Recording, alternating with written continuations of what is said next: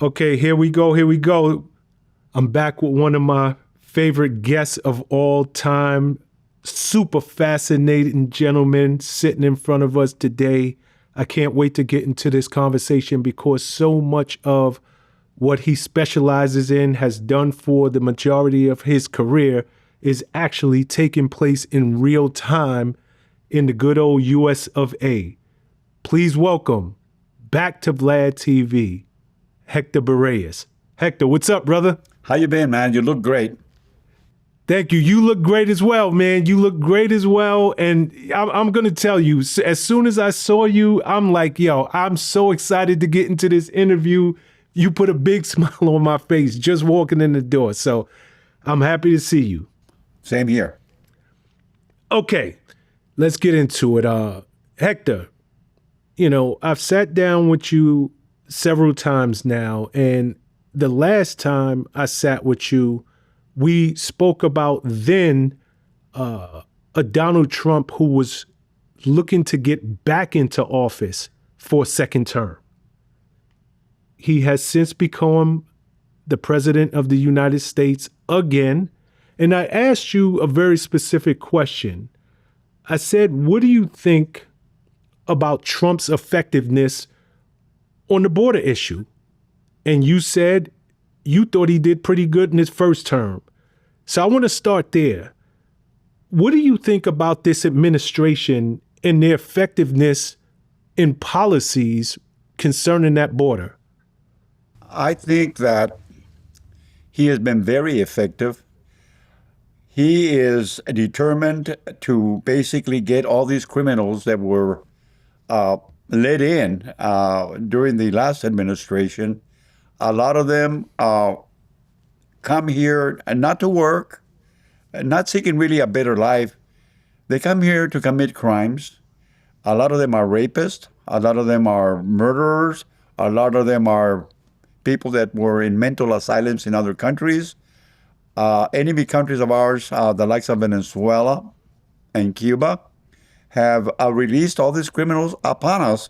And I commend Donald Trump and his administration for taking the aggressive action that they've taken to get all these criminals out of here. I look at the news just like you do. And when I hear strong language, as you just spoke, many times we could take that as political talking points. We can talk it. We can take it as the far right, and they want to make America great again. But coming from your lips, I take it a whole different way. You were very specific just now in saying that it is the criminals that have been let into our country, and it's the criminals that are being kicked out. Whereas if you listen to the other side, it's spun a whole different direction. So based on your expertise, you really feel that the borders were open to criminals just marching in and being protected by the last administration? Absolutely. Not only criminals, also spies, terrorists have come in. It's not a matter if they're going to attack us. It's a matter of when they're going to attack us. They're here already. And we must realize that not everybody is a friend of the United States. Not everybody loves us. There are enemies out there. The Chinese, for instance, have waged a silent war against us by inundating our country with fentanyl, which kills hundreds of thousands of people every year. Almost 70,000 people died last year of fentanyl overdoses. So not only, as I stated before, has this country been invaded by murderers, rapists, and bad people. Also, countries have taken advantage of us, like China, and they're trying to kill us. And that's why they've introduced and worked with the Mexican cartels to send this deadly, lethal, poisonous fentanyl into our streets, into our country. You know, I want to go backwards for a second because you made a specific point to talk about the last administration and how they dealt with border issues. Do you truly believe that they were just too soft on this border crisis? No, I don't believe they were too soft. I believe that they wanted this. They want to bring in all these illegals. They wanted the illegals so that they could stay in power, so that they could vote for them. That's what I believe. There's got to be a reason that makes sense as to why they're letting all these people into this country without being vetted, not knowing who they are. That is wrong. And I believe because of political reasons, because people want to stay in power, this is why they've let all these people come in, not thinking of protecting its U.S. citizens. And I might remind you, Shawn, that it is the responsibility of every government in any country to protect its citizens. The priority of any government official and any government should be to protect its citizens. And they would left us without protection by letting all these people into our country unvetted. Wow. Wow. You know, ICE, they announced that in the first 100 days of the Trump administration for a second term, they've arrested over 66,000 illegal aliens and removed over 65,000 of them. They claim that 3 in 4 arrests that were made by them, these illegal aliens were criminals. That is a staggering statistic to say that literally in 3 of the 4 arrests, these illegal aliens had criminal records. Do you believe that to be true, or is that just trumped up numbers? No, that has to be true. Because if it wasn't true, the opposition would basically bring up the facts and say, that's not true. The fact is, these people have extensive criminal records. They are hardcore, criminals. And yes, we want to be humanitarian. We want to be nice. We want to be, good to people. But when it comes to dealing with these hardcore criminals, you can't be kind and good to these people. We must consider the protection of our citizens. Look at the women that have been murdered and raped. Look at the children that have been smuggled in, 85,000 or so of them. We don't even know where they're at. A lot of them are become slaves, sex slaves, excuse me. A lot of these kids, their organs are being sold to people that can afford to buy their organs because they have a family member that needs a child, maybe that needs an organ. All of this is going on, and the cartels, they're profiting from it. They're running, prostitute rings, child sex rings, all kinds of crimes in our country. We're not just affected by the cartels because they're outside of our country importing drugs. They're operating also in our countries, within our country. And that's why the crime rate is out of control. So you believe that in addition to these cartels bringing drugs into the country, they are organized and they're set up operating criminal rings right here in the country? Absolutely. For instance, a lot of these legal marijuana dispensaries, a lot of them are owned by the cartel guys. What they do is they get citizens from this country to work with them. They get the citizens of this country, get the legal permits that they need to open up, let's say, a marijuana dispensary, and they actually own it. They'll give like 30% of the person whose name they're using, but they own a lot of these dispensaries in this country. They're also growing marijuana in this country. They get people that can legally grow it. They pay them, and they grow marijuana in this country. and then they actually bring the marijuana into their dispensaries. They own a lot of these marijuana dispensaries in the United States. Do you think that the government knows that this exists? Obviously, you know it exists. So I got to believe that the government itself knows it exists. And if the government does know it exists, what are they doing about it?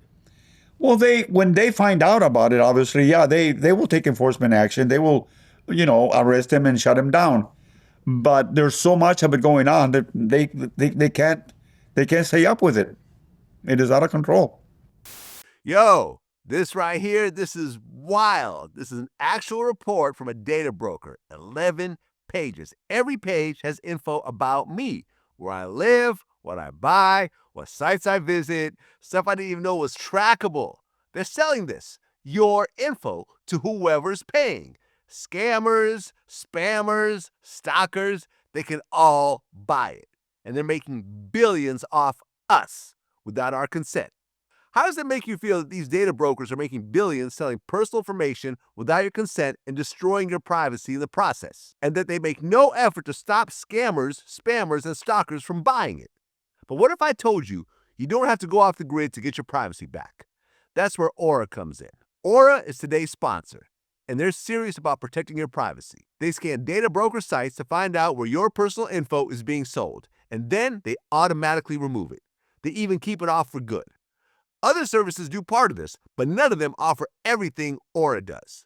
Get alerts if your personal info is found on the dark web, real-time fraud alerts for your bank and credit, 24/7 monitoring to help keep your identity secure, a secure VPN, antivirus, password manager, and more.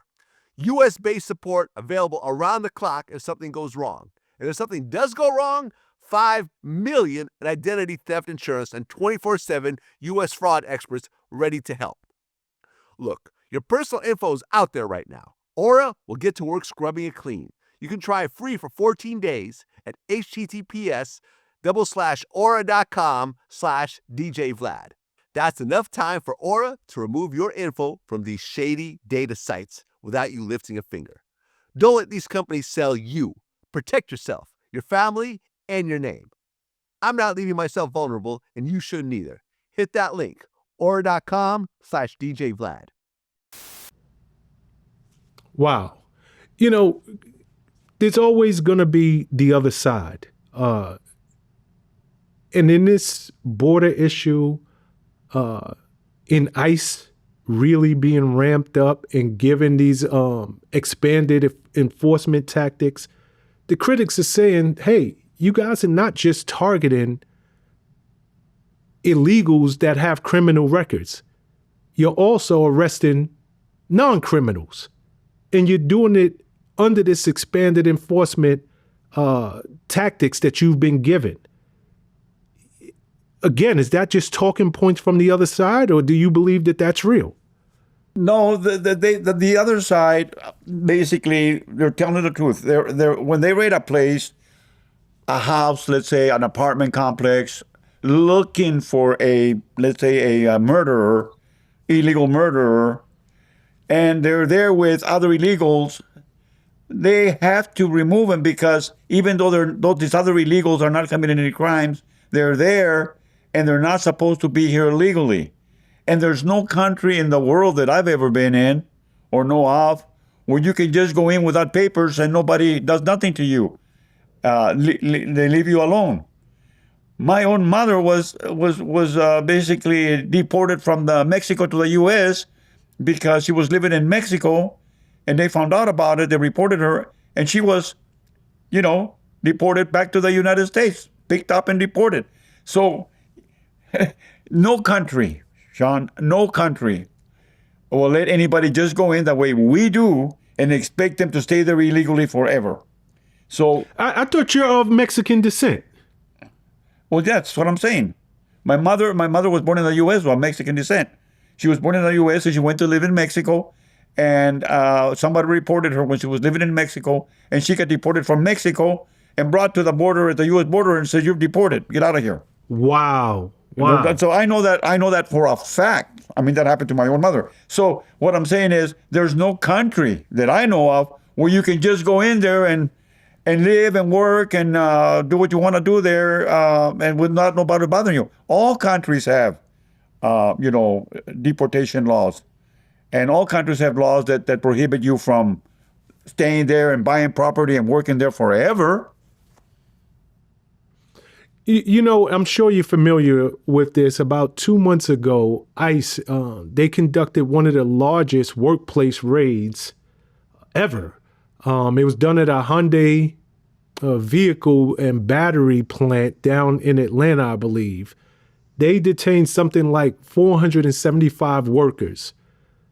But it turns out that, this set off a bunch of almost international concerns, especially with the Korean nationals. But these Korean immigrants, they were here legally. I believe they were here on a workplace visa. Well, if they were here on a work visa, they should have not been deported. The problem is a lot of them come in with work visas and they overstay the legal length of the visa. In other words, the visa expires and they continue to stay in the country. That's what should be looked into, because if you're here working legally, you should not be deported. You should not be picked up by ICE. Well, that might be true, but again, we're having an expanded conversation. Is ICE overstepping now that it has these additional and expanded rules that they don't have to follow? No, they have to follow the rules. They're not going to disobey the law and not follow the rules, because ICE and immigration can be sued. So I don't believe that they're purposely just willy-nilly just picking up people that are here legally, like they're saying they're kidnapping people in the night and disappearing them. Yeah, they're picking them up because they're here illegally. And as I stated before, I don't know of any country that will let people just go in there and live illegally in any country in the world. I mean, go to China and try to illegally see what happens to you. Go to Cuba and try to live there illegally, see what happens to you. It doesn't exist. Okay, I mean, you're from California. You familiar with Camarillo? I think I'm pronouncing that right. Camarillo, Yeah, California? Camarillo, California. Yes, I am. Okay, there was a raid by ICE not too long ago. They raided a farm operation, and I believe something like over 200 people were detained, and one farmhouse worker actually died while trying to evade agents. This sparked, obviously, national media and news attention. And, again, it just felt like with these expanded enforcement tactics, ICE was going too far. Well, like I stated before, if ICE is going too far, they can be sued. They can be held accountable for it. However, if this person was illegal and let's say had a heart condition and starts running because he's being chased by ICE and he gets a heart attack, well, what can we do about that? Legally, there's no recourse that anybody can take against ICE for that. And as I stated before, ICE is just like anybody else or any other agency. They must proceed and basically follow the law and be respectful of the law. Yeah, I mean, again, these statistics, they're staggering. I was reading that the Department of Homeland Security in September, just last month, they announced that more than 2 million illegal aliens have been removed from the U.S. in less than 250 days under the Trump administration push. That's staggering. That ICE put it at something like 66,000. Department of Homeland Security is putting it over 2 million. Where does the truth lie? Well, the truth lies in the fact that, under the previous administration, especially under the Obama administration. If you look at statistics, there were more people deported under Obama administration than Trump has deported here recently. So we can't just have open borders and let everybody come in. We can't do that. And especially those that come in to commit crimes. And there are also those that come here to take advantage of our welfare system, our assistance programs. They don't come here to work. They know that if they don't work, that the system here is going to take care of them anyway. So if they're not coming here to work, then what are they coming here for? Just to live off of our taxpayers? And look at the taxes, how high they are now. Then to make matters worse, our tax money is now not only being used to protect a lot of these illegal people that are in our country, a lot of them is being stolen. We have a major corruption problem in this country. Speaking of corrupt, and this is right down your alley, and I would love to get your take on this. The Mexican cartels, they put bounties up to $50,000 on the heads of ICE and the Custom and Border Patrol protection. Do you know anything about that? Absolutely, yes. They have basically offered $5,000 for anybody that kidnaps and takes an ICE agent to Mexico. $10,000 for every ICE agent that they kill, and $50,000 if they kill a high-ranking ICE official. And here we have those that want to dismask them. They want their identities exposed so that these cartels people can kill them. I don't understand that. They have to protect these ICE agents. They're doing a job.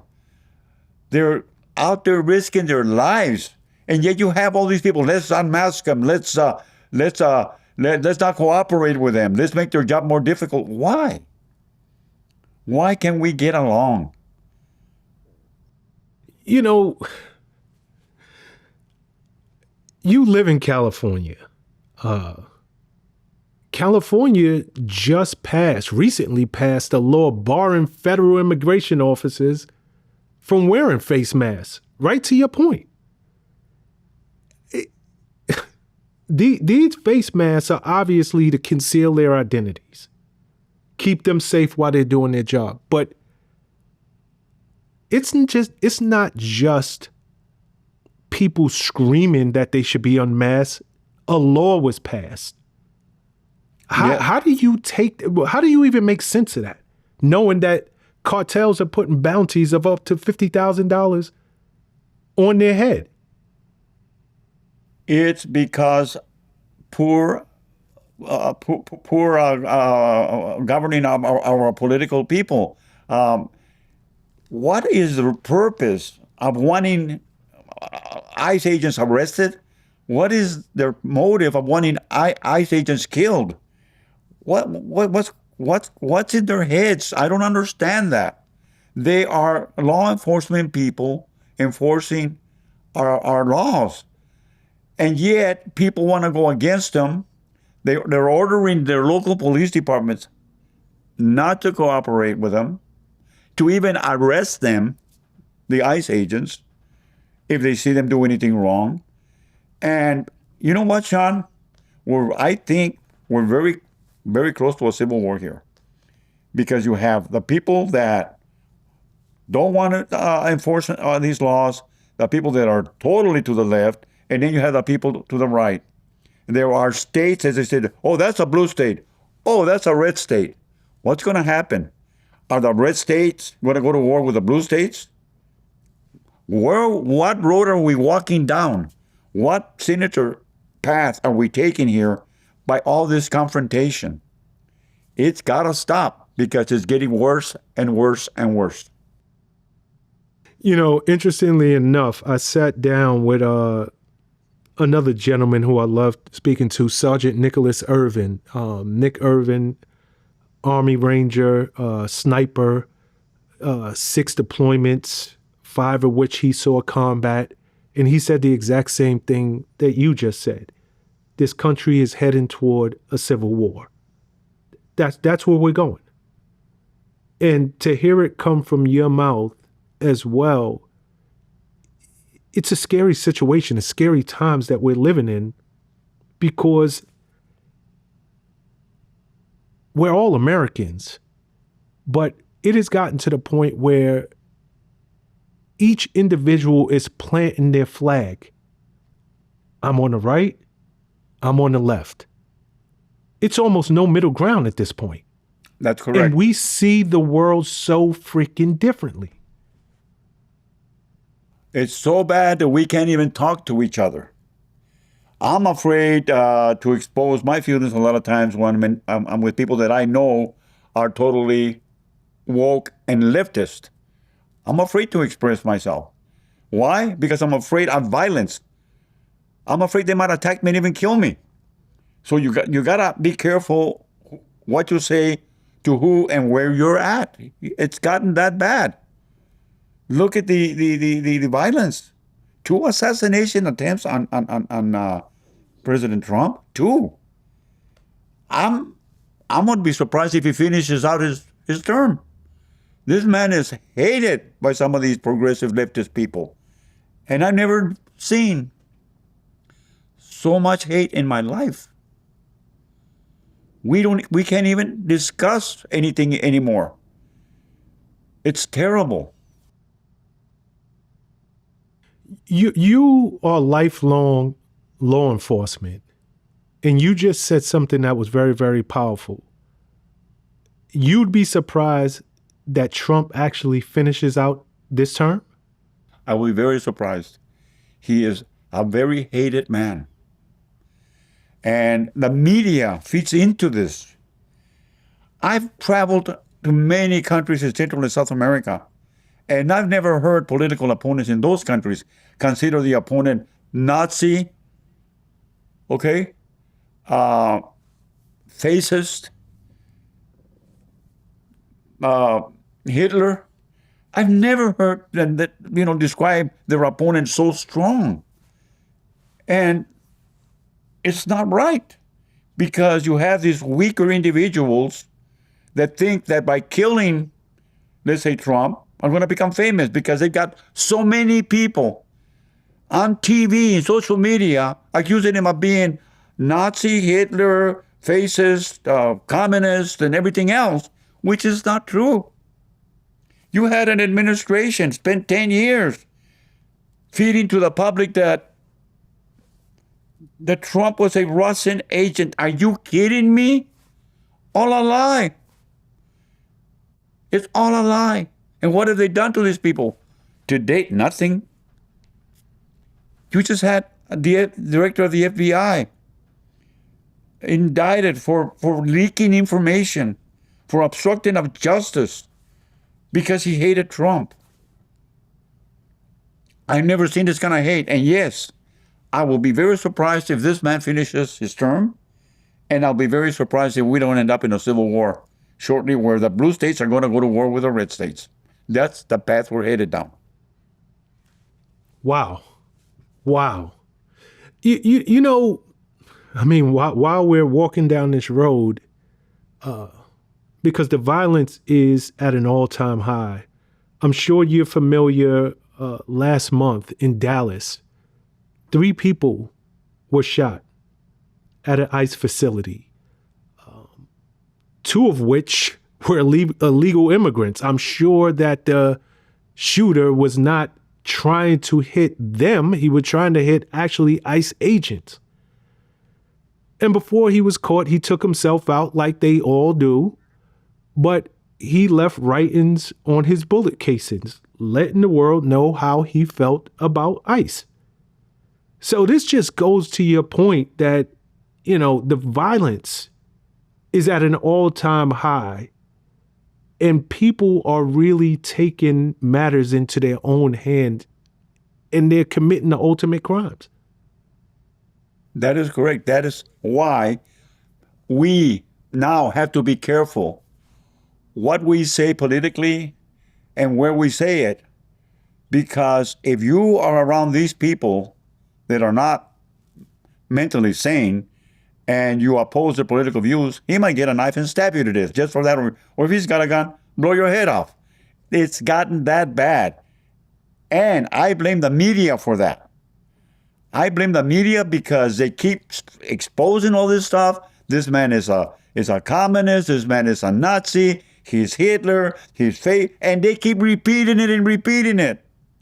So you have the crazies out there, the people that are not mentally healthy, the depressed, thinking, I think I'll just take him out. Maybe I'll become famous. I'll become like a drug lord in Mexico. Maybe they'll dedicate a song to me. I mean, it's ridiculous. Okay, but I can turn around and say, hey, it's this same guy, Trump, who, I mean, he went for months, for years, saying President Obama was not a U.S. citizen. Same rhetoric. Exactly. That's what I'm saying. We got to stop that kind of rhetoric. And we have to stop the media from exposing this kind of stuff or repeating it and repeating it. The media has become not a journalistic media anymore. They have become political media. And that's wrong. The media should be basically impartial and be careful what they put out. I blame a lot on the media. And like I said, whether it be Donald Trump, whether it be Obama, whoever it may be, they should not be degraded to be called fascists, communists, and so on. And you're right. I don't agree with Trump also, exposing or going after Obama, saying that he wasn't illegal. There are still those that continue to say that. Correct. To this day, I hear that what's his name, the former sheriff from Maricopa County down there, I forget his name right now, that he's still saying that Obama's certificate was fake and he wasn't born in the U.S. I mean, they don't stop. No, they don't. And I couldn't agree with you more. The media is so slanted, depending on, they feed their base. They tell their base what the base wants to hear, and that's how they're keeping their ratings high. It is no longer neutral. It is no longer taboo, because once upon a time, as a journalist, people should know what side of the fence you stood on any issue. That was one of the unwritten taboos in the world of journalism. And that's with politics or anything under the sun.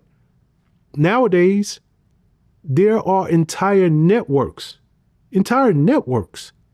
that are dedicated to your political views. If you are on the right, you're probably watching and glued to Fox. If you're on the left, you're probably watching and glued to CNN. And you're being fed exactly what the media wants you to hear 24 hours a day, 7 days a week. That reminds me of the Twitter situation where when Elon Musk purchased Twitter and he found out that Twitter was basically being run and was inundated by CIA and FBI agents that were basically influencing what Twitter was putting out. And Elon Musk fired them all. And he exposed the fact that these big media outlets like Twitter was, like Facebook and so on and so forth, that they were controlled by the CIA and the FBI, which we now know hated the Trump administration. The CIA had 52 agents sign a declaration that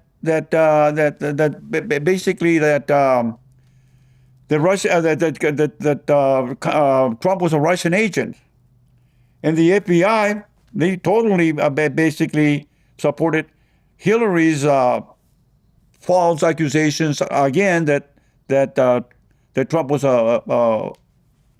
a communist agent, a Russian agent.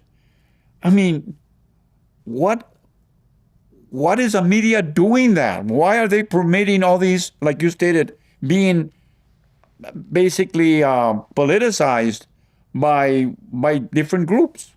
They need to be journalists. They need to be basically impartial and tell basically both sides of a story, not just one, and drum one story all the time. It's wrong. You know, times change, and I believe that the days of impartiality, the days of not knowing where your favorite journalist stands politically, those days are gone. It's no more. You are watching these networks primarily because you agree with their messaging and you agree with the views. That's why you tune in. And they know that. And the almighty dollar dictates all. And if they're going to get the eyeballs, they're not going to stop. They're not going to go back, because if they have the dollars, the advertisers come in. So I think that those days are just gone, Hector. No, I agree with you. And another thing, the disrespect for religion that we're seeing currently here. I mean, what is wrong with people not wanting to believe in God? What is wrong with people not abiding by the Bible? What is wrong with people? I mean, there are crazies in this country right now that want to change our Constitution. They want to change the U.S. Constitution. We have 2 parties and even 3 parties, and people should be electing, voting for whoever they want. Trump was voted in, and he was not respected. The FBI, the CIA were upset that he won the election, so they did a coup. They did a coup to try to force him out. Number one, they tried to arrest him, and they arrested him. Number two, when that didn't work, they had people try to assassinate him. And I don't think they've done enough to investigate the assassins. Like, for instance, there's very little known as to the motive of the shooter in Pennsylvania, in Butler. What's a 20-year-old kid doing trying to kill a president? Who's behind him? Was there money placed in foreign bank accounts in the name of this shooter? I've heard there was, but yet we don't hear enough. I mean, come on. Then you have the other shooter, who's now being tried, the one that tried to assassinate Trump at the golf course. What is known about him? Very little is known about him. Yeah. The other shooter, he was actually just convicted on all charges. Oh, so he's more than likely going to spend the rest of his days behind bars. Right. But there should be further investigations as to who was behind him, who's financing these people. Like all these protesters right now, they're being issued gas masks, they're being paid to go and protest. They're professional protesters, Shawn. And the people that are financing these people, those are the guys that need to be arrested. Those that hide behind the shadows. Okay, you just said something that I don't think many people have ever even thought about, let alone can conceive.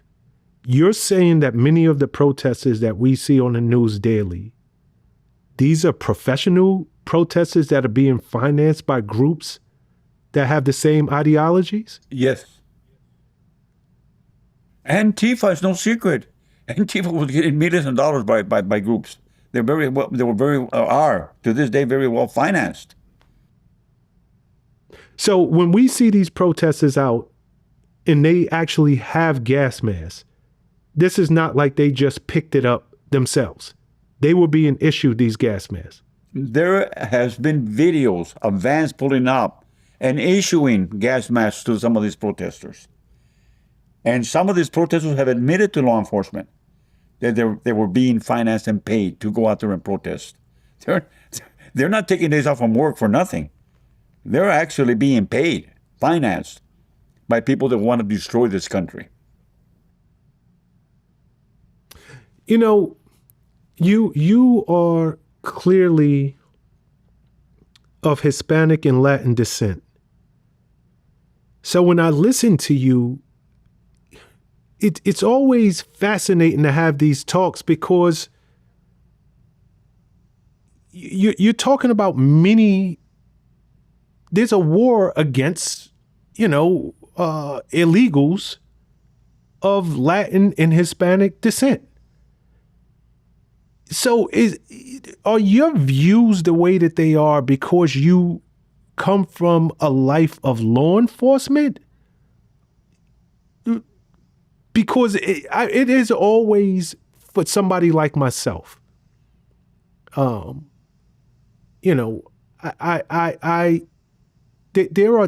are more people who voted for Trump in his second term, more Hispanic people who voted for Trump in his second term, and I never could understand it because it seemed like so much of the rhetoric was to get them out of this country.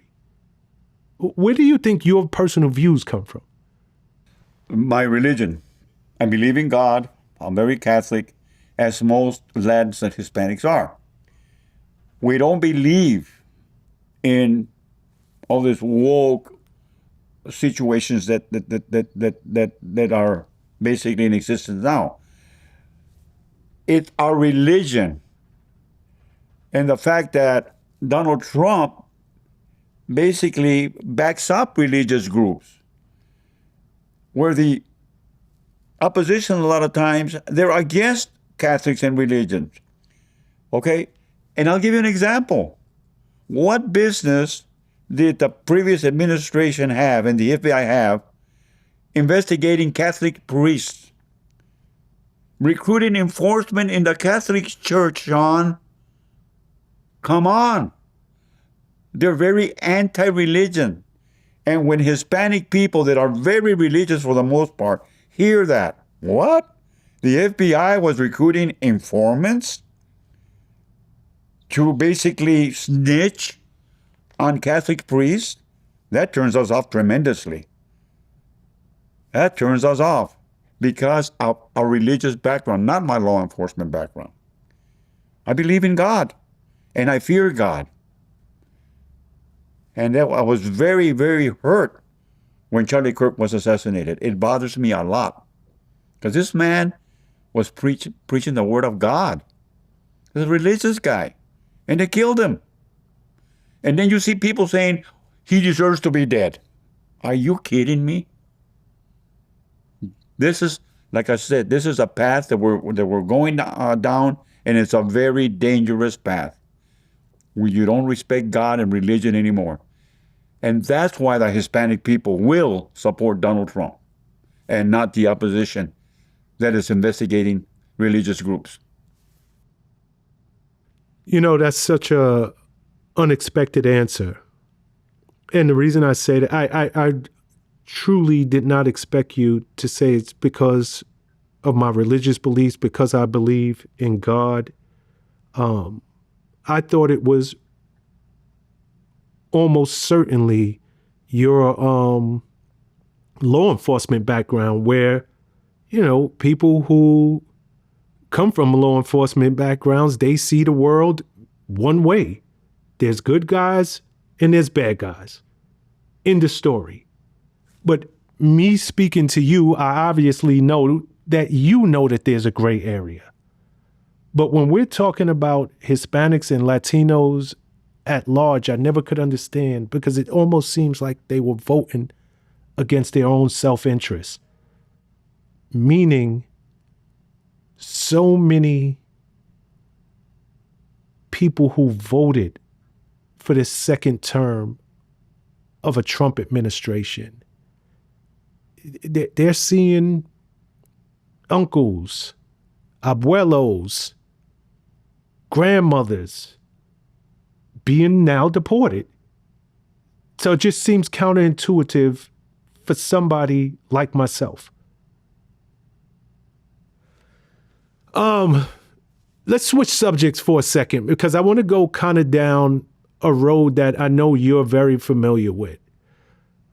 The U.S. government revoked visas of at least 50 Mexican politicians and government officials as part of a crackdown tied to cartel influence and corruption.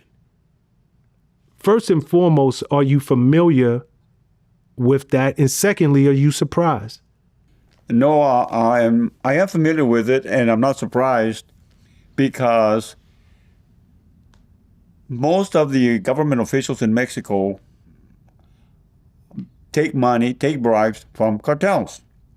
So if we know that a governor, which we know of one in Baja California, was taking bribes from the cartels and supporting the cartels, they're criminals.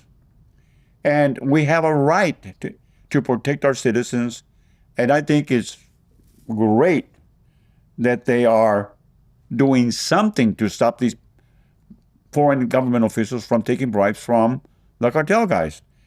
Because taking bribes is against the law. And yes, I believe it's the right thing to do. Okay, when you wore that badge, I mean, you worked for the DEA for many years. But if you live in Mexico, I can only tell you what I see on the news. But it seems like those damn cartels are stronger than the U.S. government, than the Mexican government, the Mexican armed forces, the army, and so forth. Is there any choice? We talk about these officials taking bribes, but are they taking bribes because they're greedy? Or are they taking bribes because if I don't, I'm going to wind up dead? I believe it's more that they're greedy, and some of them maybe because they might wind up dead. Mayo, for example, has stated that he has paid the last 7 presidential administrations. And I remind you, in Mexico, people are elected for 6 years. So he has stated publicly that he has paid up 6 presidential administrations for a total of 42 years. He never was arrested in Mexico, never went into a jail cell, because he was not only paying the presidential people or presidents, he was also paying off generals, he was paying off comandantes, state policemen. He was paying everybody off. El Mayo Zambada was the biggest drug lord in the history of drug enforcement. There's been no anybody bigger. But he has publicly stated that it's very expensive to be a big cartel guy in Mexico because you got to pay off everybody. And yes, the Mexican government is a narco state. The narcos run that country. They have for years. And they're very corrupt. But I will also, not being a hypocrite, say that our government officials here can give the Mexicans lessons on corruption, because we are totally corrupt here too. Powerful. The last time I sat down with you explained why the cartels hadn't been classified as terrorist organizations. But since our last conversation, there's been a couple of cartels, such as the Carteles Unidos, I think that's how you pronounce it, that are now being classified as foreign terrorist organizations. Are you surprised? Is this what you expected with a second term of Trump? And is this where the world is heading? If you are narcos, you better watch out, because you are going to be governed by the same laws as a terrorist organization. I am very, very, very happy with the fact that he has made them terrorist organizations, because now the law enforcement just doesn't have to arrest them. Before we would arrest them, they would hire big lawyers in the United States to defend it, because they had billions of dollars. They could afford the best law firms to represent them. And a lot of them got off. A lot of them beat the cases in court and went back to dealing drugs again. Now, by making them terrorist organizations, the military is involved. And the military is not there to arrest anybody. They're there to take them out. And as we've seen in the past few months, the Trump administration has blown up 5 drug-carrying ships in the ocean. That's the difference. And this strikes, sends a message back to the cartels: we're not tolerated anymore. It's become a very serious situation over here. Hundreds of thousands of Americans are dying of fentanyl overdoses and drug overdoses in this country. Look at all the people they kill. The cartel guys not only kill amongst each other, or they kidnap people, they castrate them, they cut their heads off, they dismember them. But that's part of it. Look at all the people that they've killed in this country from overdoses of their lethal drugs. They know fentanyl is a deadly drug. They know it. They don't care. They don't care. They're greedy, and they don't care if your son or your daughter, your brother, your uncle dies tomorrow of an overdose. And look at the suffering of our people here. All those homeless that we see in the streets of Los Angeles, walking around like zombies, urinating on the sidewalks, defecating there also, changing their clothes there in front of the public. Those people most of them are under the influence of drugs. How do you rehabilitate those people? What do you do? So meaning the cartel guys and the cartels, they have caused all of this. And we're fed up. We're done. And we're calling on them now. We're calling on the Chinese. Hey, China, we know you're trying to destroy us. Please stop it. Stop producing all these precursor chemicals that you're giving to the Mexican cartels to poison Americans. It's a silent war that has been declared on us. They don't like us, Shawn. They hate us. And I'm talking about the communist countries like China, Cuba, Venezuela. They're not our friends. They want to destroy us.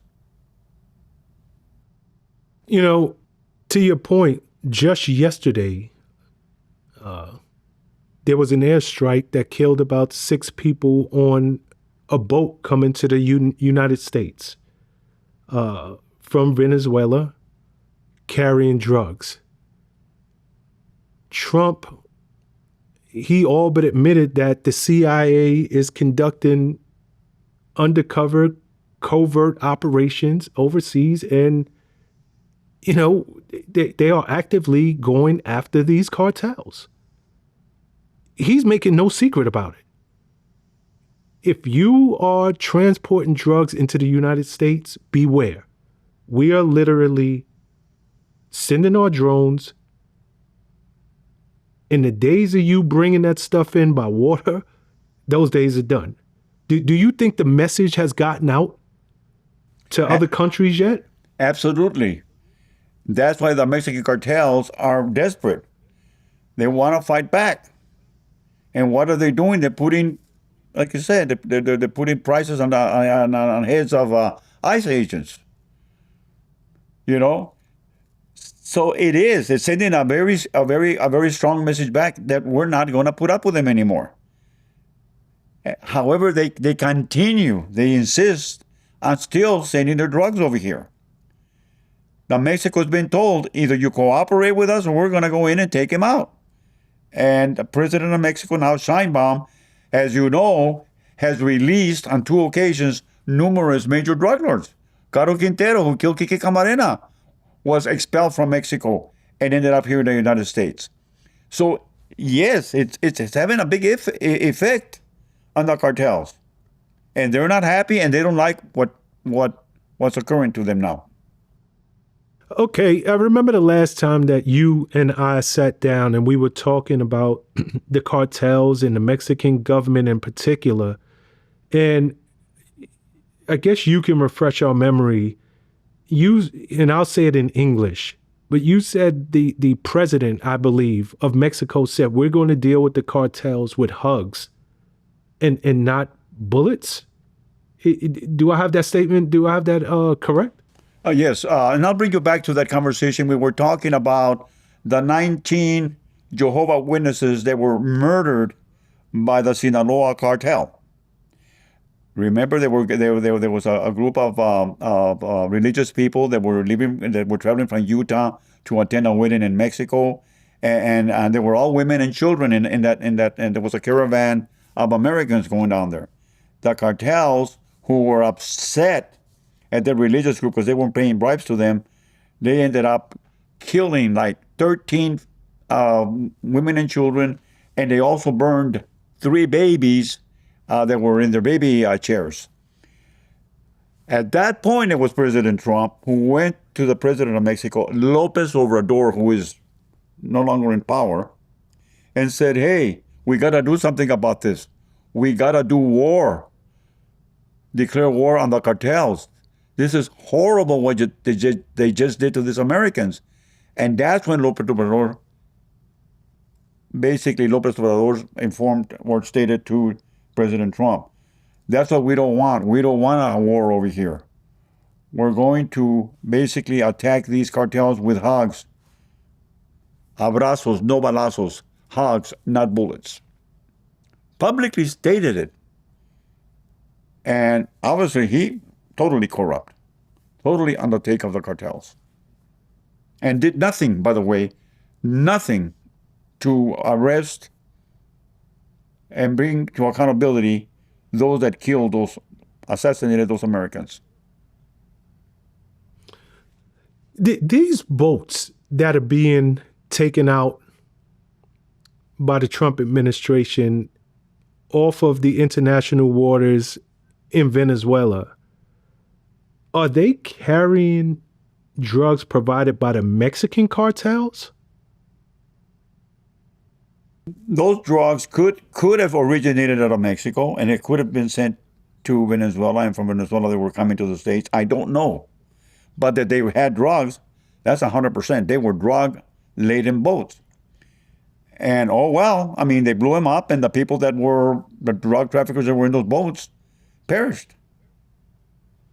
And I ask you that question because we hear so much about the Mexican cartels. But we're seeing there's now been 6 strikes, but it's all been taking place in Venezuela against Venezuelan narcos. Is there a reason for that as opposed to going directly after, Mexican cartels on Mexican soil? There's a reason why. Maduro, who is a communist in Venezuela, basically will not talk or deal with the United States. So he's just sending boats full of drugs to the U.S. Now, the Mexican government has been put on point by the current administration and has been told, if you don't cooperate with the United States to fight against the cartels, we are going to go in and take him out in Mexico. So the current president, Claudia Sheinbaum, has agreed to cooperate, and as I stated before, on 2 occasions has expelled major drug lords to the U.S. To be tried here for drug trafficking. So the Mexican government is talking to the United States and is cooperating to a good extent in the war against drugs, as where Maduro in Venezuela is not. That's the difference. Understood. I asked you earlier about the cartels being put on notice, meaning they're seeing, just like the rest of the world is seeing, those boats are literally being blown up in front of our eyes. If you are bringing drugs into the United, this is the risk you're taking. At any given moment, you could be alive, and the next moment you could be dead. Because the Mexican government is so corrupt for so many years, and I gotta believe, no matter how you were turned, no matter what your reasoning was for taking that money from the cartels, after a while, it becomes a revenue stream for you. You start to, just like anybody else. I got money coming in every Friday or every other week. I depend on this money now. How do you think the Mexican government is reacting? Because just like the narcos, the actual government, their revenue is being jeopardized. Yes, it is. And it is. Like right now, a lot of the Mexican Army generals that were being paid, let's say on a monthly basis, are not being paid. And it's affecting them because they got used to getting that kind of money. So yes, it's affecting all of that. And that's why I believe that Claudia Sheinbaum, the president of Mexico, is in danger herself, because the cartels are basically forcing her and requesting that she not cooperate with the United States as far as combating drugs.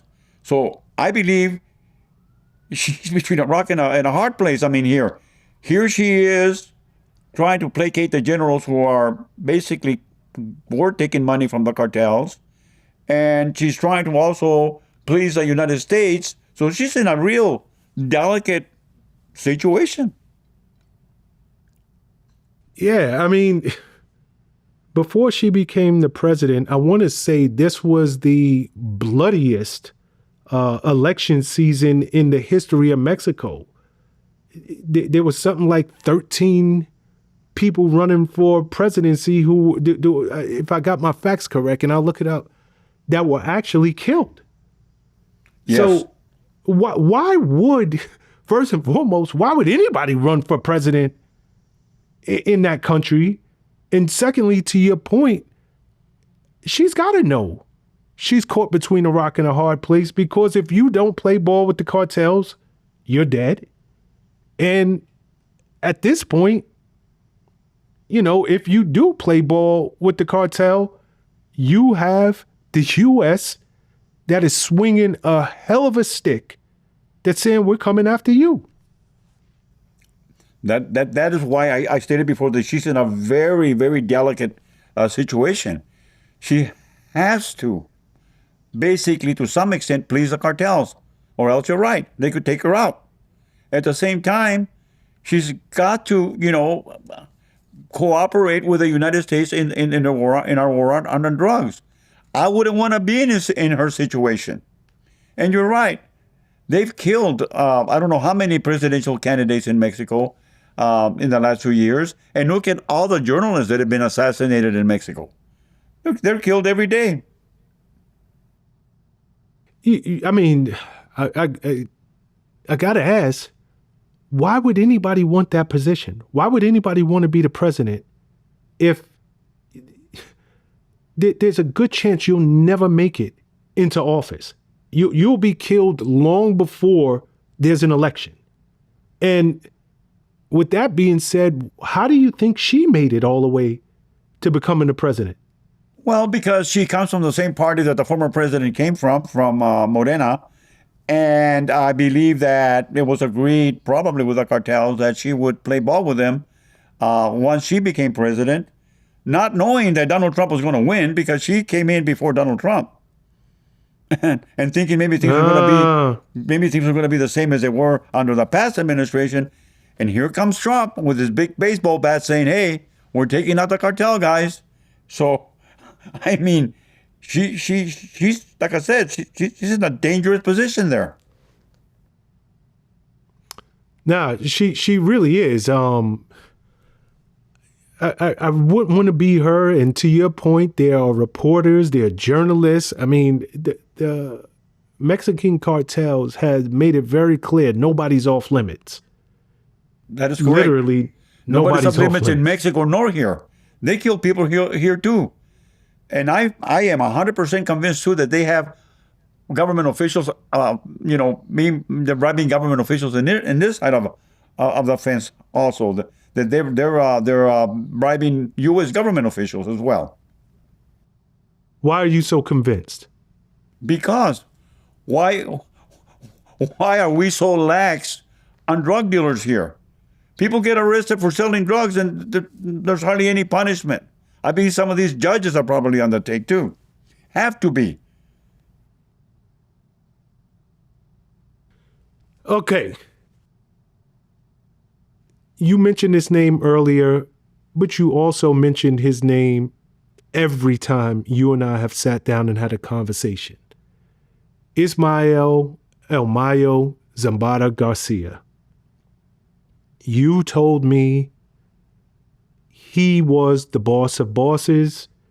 El Chapo, who most of the world knows as the head of the Sinaloa cartel, was nothing more. I believe your words was he's a clown. But this guy was a real boss. Now, he's been arrested, and he actually just pled guilty to drug-related charges. What's your thoughts on that? El Mayo Zambada was the boss of bosses. And he ran the biggest cartel empire in the history of drug enforcement. He is cooperating with the U.S. Or else I would think he would be facing maybe even the death penalty because he is the most powerful drug lord, but yet he's not. I think he faced RICO and CCE charges. CCE, continual criminal enterprise charges, which don't carry a death penalty. So it tells me, and I suspect, and I don't know, that he is highly cooperating with the United States. And as I stated before, he has stated that he has paid off 7 past Mexican presidential administrations. That's 42 years, Shawn. And he's not a millionaire. He is a multi-billionaire.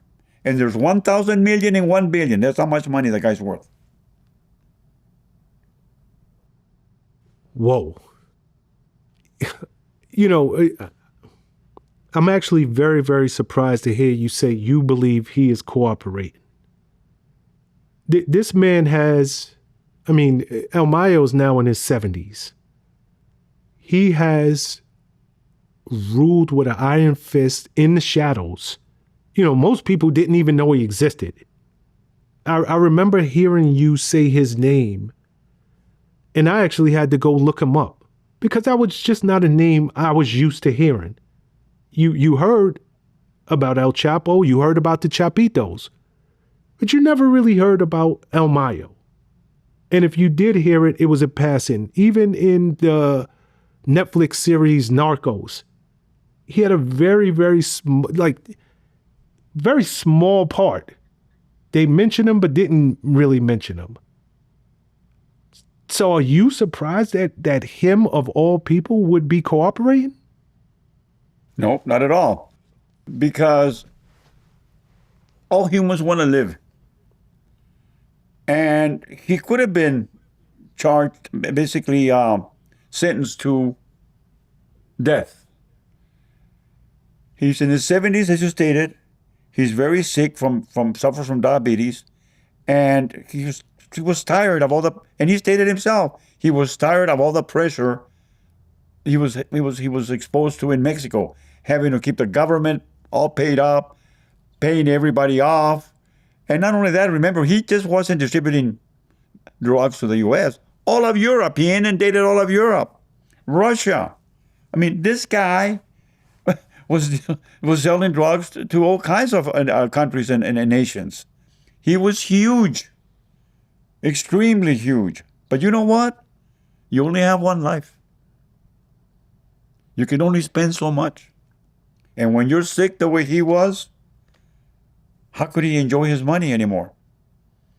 So he's here, and He doesn't want to die. So, makes sense. He'll cooperate, and he's cooperating.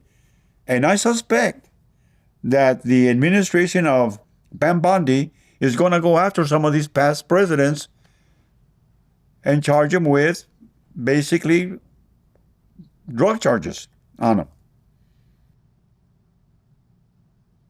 Yeah.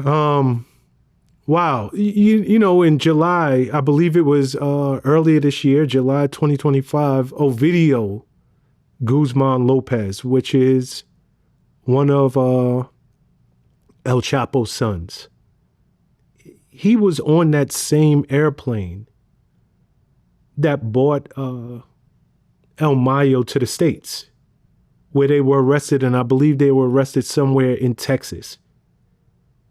There's been a lot of talks that this was not a random trip that El Mayo took, and it was all set up by Ovidio, you know, diverting the plane to U.S. soil. Okay. Do you believe there's any truth in that? Okay. The son that brought him over was Joaquin Guzman Lopez, one of El Chapo's sons. No, it's Joaquin. Got you. It was Joaquin, Shawn. So Joaquin had to have been cooperating with the FBI and DEA and agreed to betray him and kidnap him and have him brought to the U.S. the way he was brought. The DEA and the FBI didn't just hear about it when he was flying him in. This was a planned operation. I know I've planned those type of operations with the DEA myself. It was a secret operation. Joaquin Guzman Lopez agreed to cooperate and brought him over. Yes, El Mayo was tricked into getting into the plane. Now here you are, El Mayo, okay? Here you are, El Mayo, and you're just gonna go for a spin in a plane being flown by an American. Are you kidding me? He was forced onto that plane. I mean, El Mayo has jets at his disposal. He's got helicopters at his disposal. He has his own private pilots. This man wasn't just going to get on that plane. Oh, come on, let's go for a spin in this American plane with being blown by an American pilot. Number one, he doesn't need it. He has his own jets. He was forced on that plane. At one point, he met Joaquin Guzman Lopez, and at that point he was taken by force, and I understand his bodyguards were executed. And then he was put on that plane and brought to the United States. I don't know if that's the truth, but that's what's being put out. Here's another point, Shawn. When the plane lands in New Mexico, the plane bringing in El Mayo Zambada, DEA and FBI and CIA are waiting at that little unknown airstrip there in New Mexico. The pilot, they say, escaped. I want to laugh. That's what they put out. The pilot escaped. They don't know who the pilot is. You laugh, I laugh too, but that's the version that they put out. So it was a planned operation. Obviously, El Chapo himself and his son, Joaquin, were working with the U.S. government, and they cooperated in capturing the biggest drug lord of the world, El Mayo Zambada. Okay, that takes me somewhere else because I was going to get to that. Number one, wouldn't this be, I mean, it's not like these cartels are known for being diplomatic.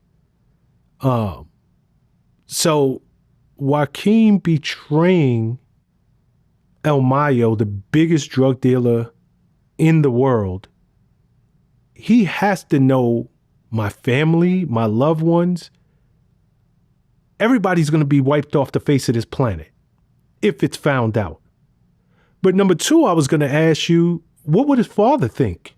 His father is locked up in a supermax prison in Denver, Colorado. He took it. He's locked down for 23 hours a day.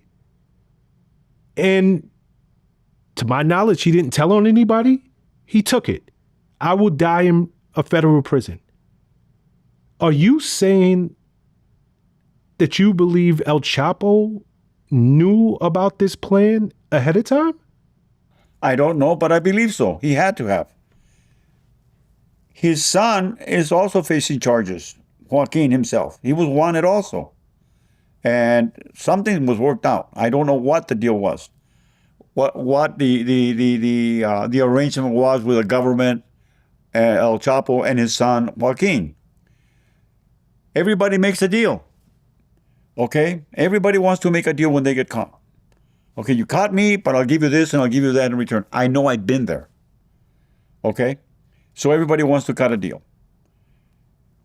I'm sure that a deal was cut, and I don't know what they gave secretly. El Chapo Guzman, like you stated, who is supposedly in Max. Maybe he's not in Max. Who knows where he really is? We don't know what the Bureau of Prison does. They could have put him in a location where he wants to be, where his family can visit him. We don't know that. We assume he's in Max. But do we really know? I know because we used to do that kind of stuff when I was with DEA. We can't let you out, but we can make it comfortable for you. Cooperate with us. And I don't know this is the case. But knowing how we worked and how the U.S. government works, they might have cut a deal with El Chapo and his son. And I think they did. I believe they did. Okay, so to the first part of my question, wouldn't that be Joaquin, El Chapo himself? Wouldn't that be signing the death certificate of everyone you know? I know that Ovidio came over with 17 family members and they came through Tijuana. So they brought 17 family members right after that through Tijuana down here so that they would not be massacred. Okay, El Chapo, I believe, has 4 sons. We just spoke about 2 of them, Ovidio and Joaquin. Right. The 4 sons make up the Chapitos. There's also Ivan and there's Jesus Alfredo. Right. To this day, from what I understand, those 2 are still powerful figures in the Sinaloa cartel. Is that not accurate? No, they're in Mexico, but they have left the Sinaloa cartel and joined the Cartel Nueva Generación, which is an opposition cartel, and they're working with El Mencho, who runs the Nueva Generación cartel, who is currently warring against the Sinaloa cartel, which is being run by El Mayo Flaco, which is El Mayo's son. And there's a constant war going on between them. There's hatred between them because of these situations that have occurred over here. That's what's going on in Mexico. And to this day, they're killing each other every day. They have wars over there. So you believe, if I'm understanding this correctly, as part of an insurance, the 2 brothers left in Mexico switched sides for their own protection. They had to, Shawn, or else they would have been killed by El Mayo's son. They're not happy with each other. And I will remind you that when they tried El Chapo, Vicentillo Zambara testified against him, and also El Rey, El Mayo's brother, who was locked up over here at the time. They both testified against El Chapo Guzman, which initially caused the bad blood between them. Wow. Okay, so what do you believe happens to El Mayo? He pled guilty. Does he get shipped back to Mexico? Do they give him a comfortable place here? Like, listen, you're going to spend the rest of your life in a federal prison, but we'll make it comfortable for you so long as you keep talking.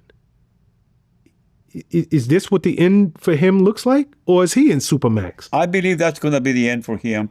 That's what it looks like. They're going to make him comfortable for his cooperation. They won't let him go. He can't be let go. The world would basically be upset if the biggest drug lord was sent back to Mexico or was released.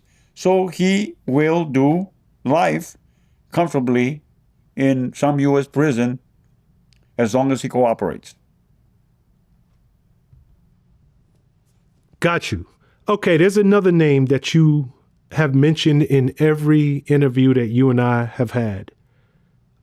Rafael Cara Quintero. He is now in the U.S. Being held. So let's start there. Why did Mexico expel Cara Quintero to the United States? The reason that he was expelled and not extradited is because Mexico does not respect nor believe in the death penalty. And because of those reasons, Mexico could not legally extradite him. So they decided to expel him, which is like throwing him away like trash, where the U.S. could grab him.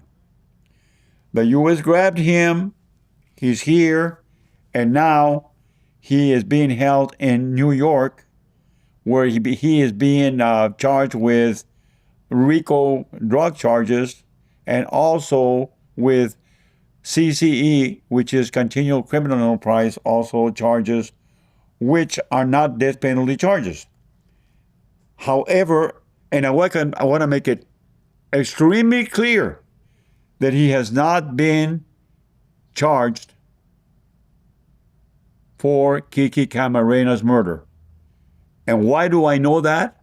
Is because I ran the Camarena murder case, and I know that the murder warrant for Cara Quintero for having killed Kiki is outstanding within the Central District of California, and he has not been brought here to be tried for the murder of Kiki Camarena. Okay, before we get too deep into Cara Quintero, just give our listeners a little backstory on who he is. Rafael Cara Quintero was a major drug lord in the Guadalajara cartel. Rafael Cara Quintero and Ernesto Fonseca Carrillo basically ran the Guadalajara cartel, and they had the biggest marijuana growing fields in the history of drug enforcement. They had over 10,000 tons of cocaine. Basically, they raised it. They had the growing fields in Buffalo, Chihuahua. So Cara Quintero was a major drug lord, and he was very young at the time, and he was a billionaire by the time he was 25 years old. Vicious criminal. He killed numerous people, and very flamboyant. As a matter of fact, they called him the Prince.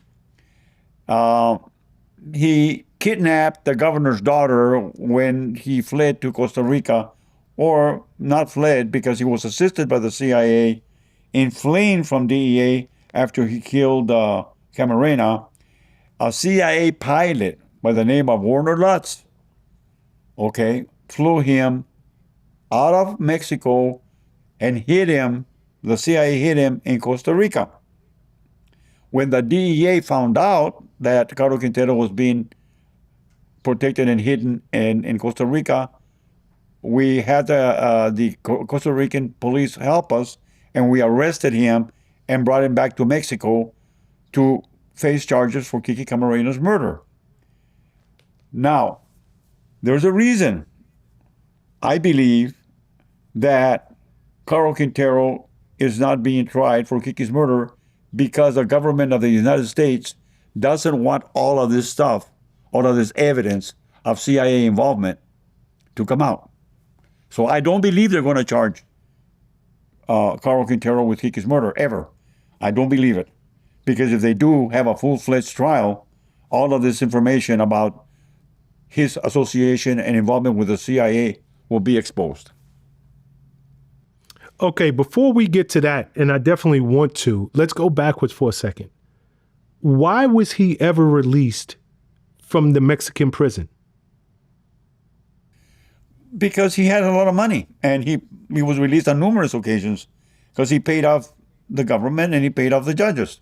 So therefore, he was in and out of custody on numerous occasions. Okay. So if he got out legally, whether he paid, he didn't pay, he did things under the table, he got out legally. Did he get back into the life? Why would the Mexican government, after being paid by him, expel him? Because of the pressure that Donald Trump put on the president of Mexico. He asked for him. He wanted him. And that was one of the, as I stated before, there was one of the agreements that was made between the U.S. and Mexico that as long as Mexico cooperated, the U.S. would not put boots on the ground in Mexico and would not go into Mexico and attack the cartels, as long as the Mexican government cooperated. And as far as the cooperation, the administration, through Marco Rubio, Secretary of State, asked for Caro Quintero, and the Mexican government expelled him to the U.S. So he was named by the Secretary of State. He, along with others, yes, he was named and he was asked for. Okay. To your knowledge, what are his actual charges that he's facing in New York right now? He is facing RICO charges. He's also facing CCE charges, continual criminal enterprise charges. And he's also he's being charged with a couple of murders as far as the RICO case. 2 murders, not the Camarena murder, a murder he committed in Arizona and another one that he committed in Texas. But, and I repeat, he has not been brought to LA to face charges for killing Enrique Kiki Camarena, my friend. Do you believe he will ever be extradited to LA to face those charges of killing federal agent Kiki Camarena? I believe if Donald Trump finds out about it, I believe he will. But only if Donald Trump finds out about it. I don't believe Donald Trump knows or is aware that he has not been tried for Kiki's murder. Even though Donald Trump had gone publicly and stated that we had captured the main drug lord involved in Camarena's murder and that he was going to be prosecuted to the maximum of the law. I don't think that the Trump administration is aware that he has not been basically brought to LA to be tried for Camarena's murder. So I got to ask, how could, even if Donald Trump knew about it, knows about it, knew about it, and wanted somebody to finally stand trial for the murder of Kiki Camarena, how could he? Because essentially that would be opening Pandora's box and showing the world that the CIA is just as culpable as the Mexican drug lords and cartels. I don't see that ever being done. It can't. I disagree with you. If it was any other president, maybe it wouldn't be done. But I believe that Donald Trump, because of the way the CIA betrayed him and went after him, would go after those in the CIA that were responsible for Kiki's murder. I believe he will. As I believe he's going to go after those FBI agents that were responsible for basically raiding Mar-a-Lago and all the illegal things the FBI did against him. If anybody would do it, it would only be Donald Trump.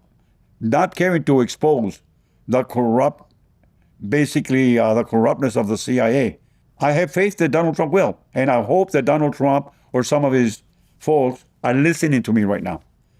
And that they look into this and find out why he is being held on lesser charges in New York than the most egregious charge, which is a murder of a federal agent. Why is he not in LA?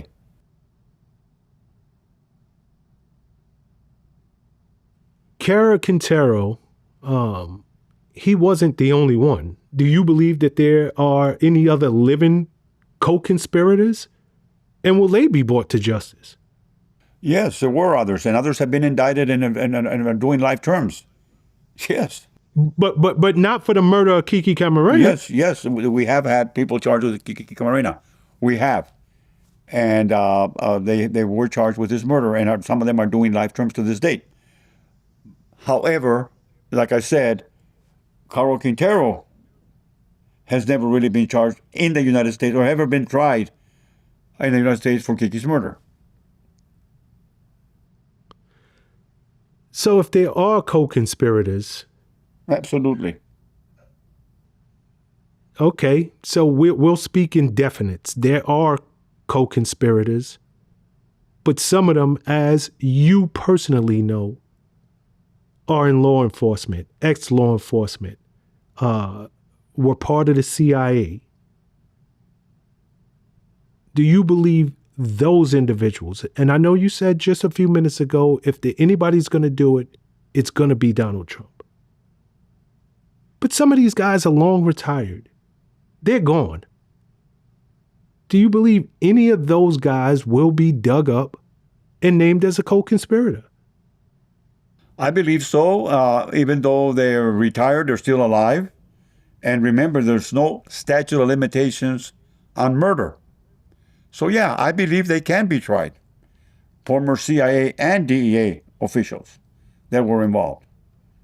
The murder of Camarena was basically, it was covered up. It was a cover-up.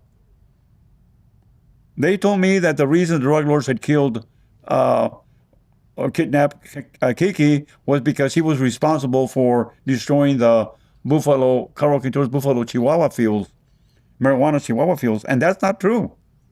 That's not true. Kiki had very little to do with the destruction of the Buffalo Chihuahua fields. As a matter of fact, he wasn't one of the agents that raided the fields. He wasn't even there.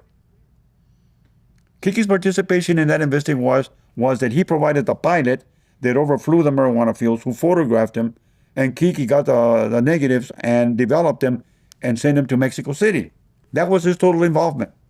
I've heard the Camarena torture tapes where Carlos Quintero and them asked him, "What did you have to do with the Buffalo Fields?" And he stated, "I had nothing to do with it. I did not participate. And I know the agent that ran it, Charles Lugo, and he told me that Kiki had nothing to do with it. But yet I'm being told by the DEA that I'm supposed to investigate Carlos Quintero because he kidnapped Camarena, because he was mad at him because Camarena had destroyed his Buffalo Chihuahua fields." And that's not true.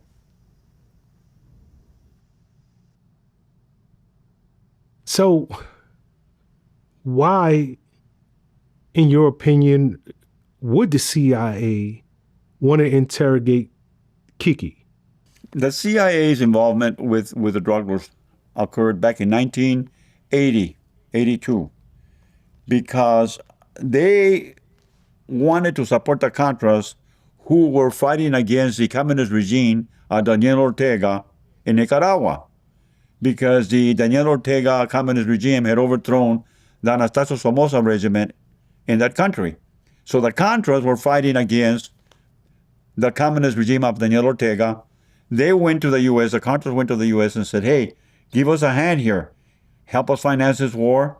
Give us weapons to fight against the communist regime of Daniel Ortega." The CIA and the DIA went to Congress and said, "Hey, we need money to fund the Contras so that they can fight communism in Nicaragua."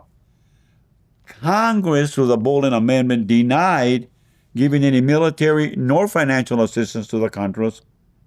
Why? Because we had just come out of the Vietnam War where we got our butts kicked. And Congress did not want to get involved in another war. And they knew that the American people were not going to support another war, having just come out of the Vietnam War defeated. So therefore they said, "No, CIA, no, we're not going to basically give you any money to fund that war, nor are we going to put our military people in harm's way will go in and fight with the Contras against the communist regime of Daniel Ortega. So what happens then? Who's in charge of the CIA then? Old Man Bush. Old Man Bush had been in charge of the CIA, and now he was vice president. So then he decides, okay, we'll do it clandestinely. We'll do it secretly. So what do? They decide they're going to arm the Contras anyway and use the Mexican government to help them smuggle weapons through Mexico to the Contras in Nicaragua.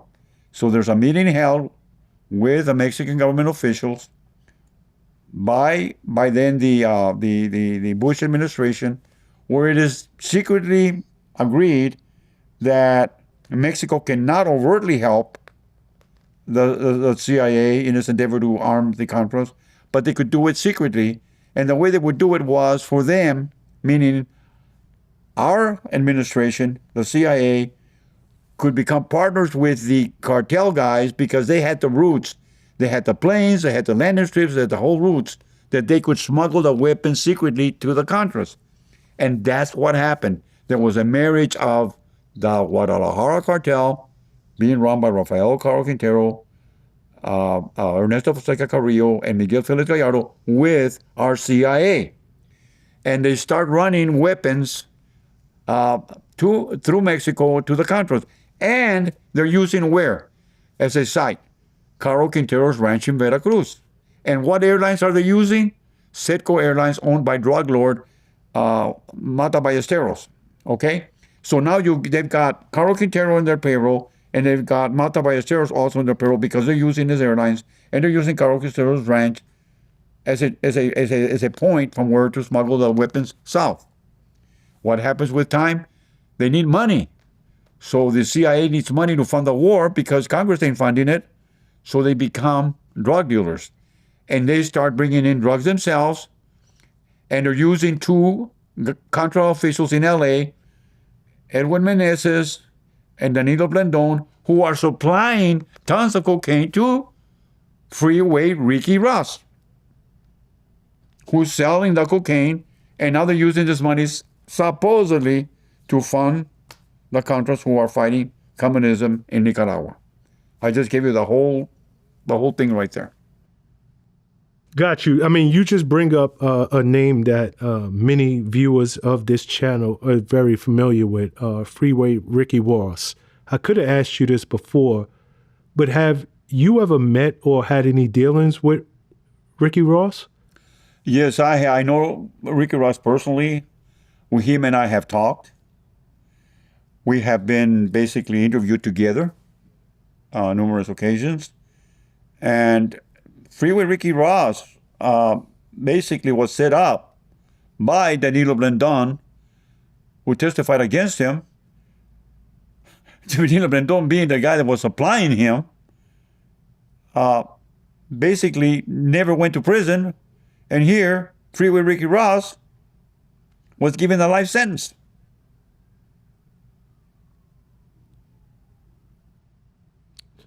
Yeah, we know that story very well. It's interesting that you guys have crossed paths, considering your life's work. Just moving this interview along, last year, and I'm wondering, are you familiar with this? Because we have spoken about Venezuela, we've spoken about Mexico, but last year, the ex-president of Honduras, Juan Orlando Hernandez, was sentenced in a U.S. court to 45 years for aiding drug dealers. Are you familiar with that case? Yes, I am. What do you know about that case, and does it surprise you that a ex-president of a country would be aiding drug dealers? It doesn't surprise me because Honduras, like Mexico, has been corrupt for years. When I was with the DEA, we had to basically do an exterritorial rendition on drug lord Juan Ramon, who I mentioned a little while ago, Mata Ballesteros. Mata Ballesteros was basically playing off all the government officials in Honduras and the Honduras government would not basically turn him over to us where he was wanted for drug trafficking. So we went in and kidnapped him. And we brought him into the United States where he's now facing a life sentence. So yes, for years, the Honduran government has been corrupt and undertake.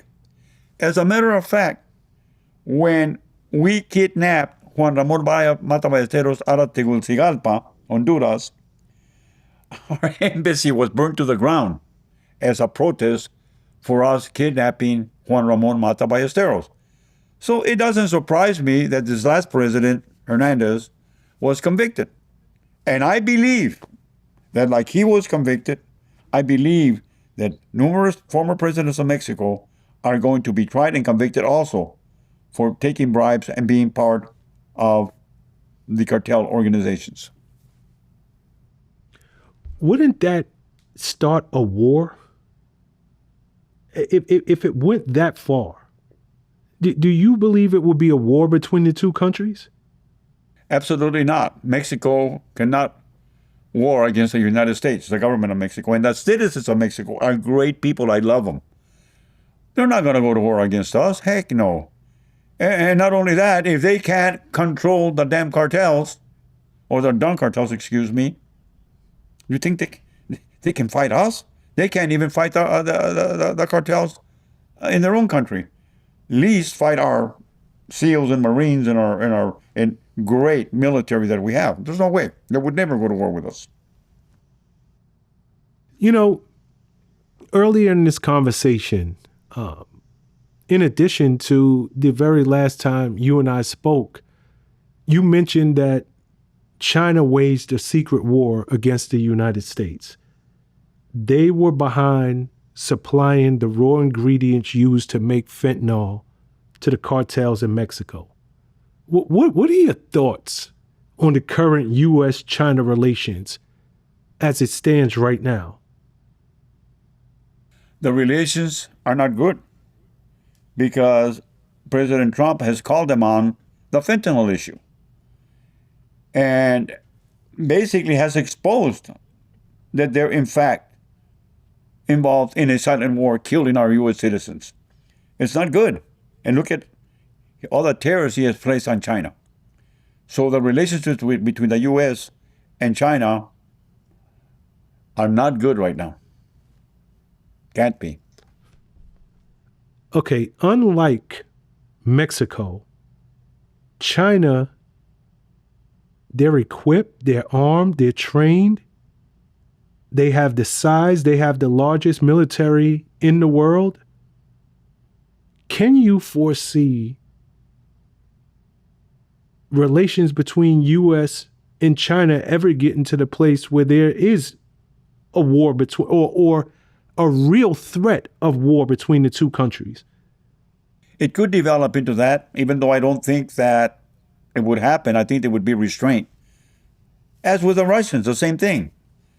We're not in good relationships with our Russians right now, in a great relationship either. And I think because the powers to be and the fact that we mutually have nuclear weapons, we have to have restraint. We have to. I don't think we could ever go to war. It would be, honestly, the end of the world. Yeah, and I think that they know it. I think that Russia knows it. I think that Trump knows it. Trump recently acknowledged, admitted, however you want to look at it, that he sent 2 subs directly aimed toward Russia when one of their Congress people mentioned the word nuclear. And he said, hey, I'm just being prepared. I'm letting y'all know that as soon as you said that, I took that threat very serious. And we parked a couple of subs very close to Russia just in case. So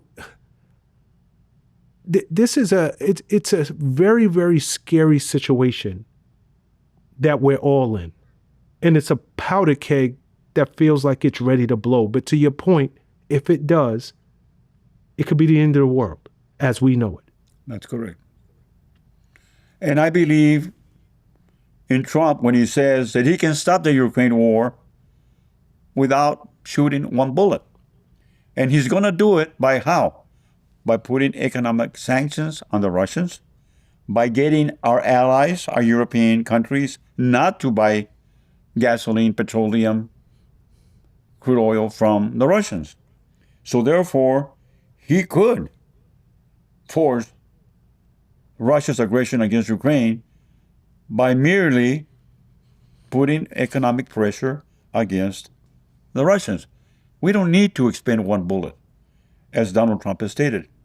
And I think Donald Trump means it, and I think he's going to put a stop to that war too, like he did the Hamas with Israel. I think he's going to be successful. Speaking of that, what do you think about? I mean, he is given the credit for being the one that brokered the deal and finally getting a measure of peace within the Middle East that so many of his predecessors before him could not do. Is this going to be his biggest achievement in both of his terms? I believe so. I believe it's going to be his biggest achievement that he is a peaceful president, not a warring president, that he can stop wars without expending a bullet, to his credit.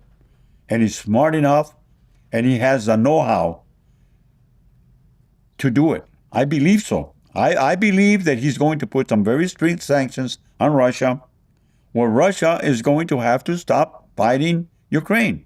Russia they don't want to make a deal with Ukraine. They want to take the whole Ukraine country over, not just the piece of land that they've already occupied. They want it all. And Putin has stated it. Do you think Putin would ever relent? Do you think he'd ever, because the world is watching. It's one thing for Trump to come in and broker a deal with Palestine and Israel and Hamas. But Russia is a superpower. Russia has weapons of mass destruction. Russia's president, Putin, I mean, this guy is not necessarily known for being extremely diplomatic. He rules that country with an iron fist. He is not to be trusted. His word has again and again been taken with a grain of salt. Where if he says something, you might believe it 20% of the time. So, that's a different animal in Russia and Putin, as opposed to the Middle East. I agree, but remember, his own people will take him out if they're starving. I don't care how strong he is. If his people have no food and are starving, they will overthrow him. I believe so. They will replace him one way or another, because nobody's going to stand for that. It'd be like us here. If we had a president that was basically keeping us from being able to support our families, from having a decent house, from driving a decent car, from having a decent job, we would overthrow him, or we would get him out. And I think that as powerful as he is, as strong as he is, if his people suffer hunger and are affected bad economically, they will replace him one way or another. They have to. Before I move this conversation along, do you think Putin and Russia can win this war, will win this war in the Ukraine? I don't believe there's going to be a winner on either side. I believe that Trump is going to force him into sitting down. As much as Vladimir and Putin hate each other, we're going to have to sit down and figure it out. No, I don't think he's going to allow Russia to take all of Ukraine. Maybe they'll agree to him taking part of Ukraine and sitting down and stopping this war. They have to stop it. I don't believe neither one is going to win. I think they're both going to have to give in and settle this thing once and for all. Stop this fighting. Yeah, this war feels like it's been going on forever at this moment. And Russia, as powerful as it is, they haven't done the damage that, much of the world expected in the very beginning. The people of Ukraine have been extremely resilient, extremely motivated, extremely determined, and they've shown that we're not just going to lie down. I think for everyone's sake, I don't care who it is. Donald Trump has proven that he has the ability to negotiate. He has already been successful at bringing the war in the Middle East to a ceasefire and a possible end. I hope he's able to do the same thing there, because it's way too much bloodshed. Shawn, whether it be Trump or whoever is president of this country, the will of the people must be respected. And the opposition is not respecting the will of the people when they try to go against Trump. Let's not call him Trump. Let's call him Smith. Call him whatever. The will of the people must be respected. The people voted for this man. This man made his position clear as a candidate. I will stop crime. I will stop I will close the border. I'm going to go after the cartels. And he said it. I'm going to stop the war in the war between the Israelis and the Hamas. And I'm going to stop the war between the Russians and the Ukrainians. And he's doing it. He's doing it. But we need to respect the will of the people. The people voted this man in. And I don't think it's right that the CIA, the FBI, and all these people have tried to do a coup to prevent him from becoming president. And once he became president, they continue to try to get him out. This man was charged with 95 felonies, Shawn. Please. Not even Al Capone had that many felonies. Not even El Mayo Zambada has been charged with 95 felonies. And why? Because they want to put him in jail because they don't want the will of the people to prevail? We're a democracy here. And I'm not saying he's a perfect president, but I have to respect that the will of the people voted him in, and we have to respect what he pledged to do because he let us know ahead of time. I'm going to close the border. I'm going to go after crime. I'm going to declare the cartels a terrorist organization. He said it clearly. And now they're trying to oppose him? I'm going to respect religious groups. He said it all. And this is why the people voted him in. And you ask me why the Hispanics love him? Because he respects religion. He respects God. I respect God. I fear God. I'm a religious person. That's why I support Trump. Because I support the will of the people. You said a mouthful. Clearly, we should all respect the will of the people. This guy, he won the electoral college, all of the electoral college vote, and he's also won the popular vote. Is he just so popular because people have just had enough? People want different, and he's the one person who is going to give them something different, even if it doesn't come packaged the way a traditional politician would. And I said in a prior interview, everybody wants change, but sometimes change it's radical. It's not done in a way that is pretty. Is his popularity just tied around the fact that I'm giving you the change that you want, but it just might not be packaged in a way that it has this bow and ribbon wrapped around it?